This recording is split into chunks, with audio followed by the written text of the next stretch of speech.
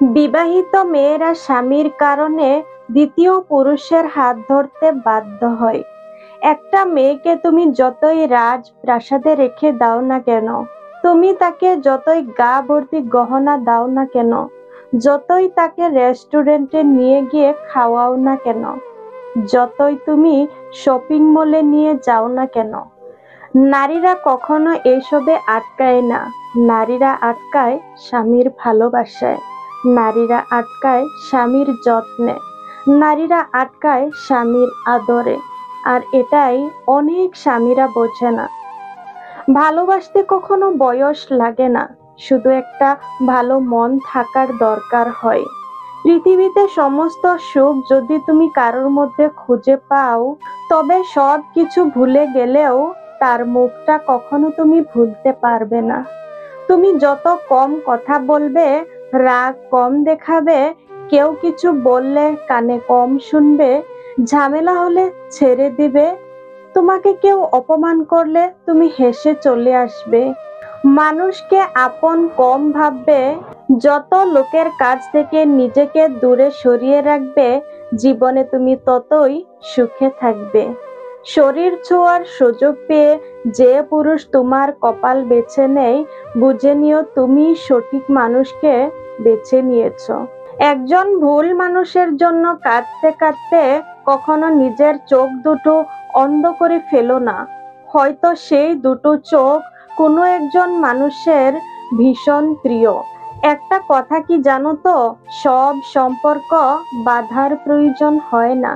কিছু কিছু সম্পর্ক মনের অজান্তেই বাধা পড়ে যায়। জোর করে কারোর কাছ থেকে কখনো সময় নিতে নেই, জোর করে কাউকে কখনো মেসেজ করে বলতে নেই, জোর করে কারো প্রিয় হওয়ার চেষ্টা করতে নেই, জোর করে কাউকে কখনো কল করতে নেই। আসলে মানুষকে কখনোই জোর করতে নেই, জোর করলে নিজেই বেহায়া হবেন।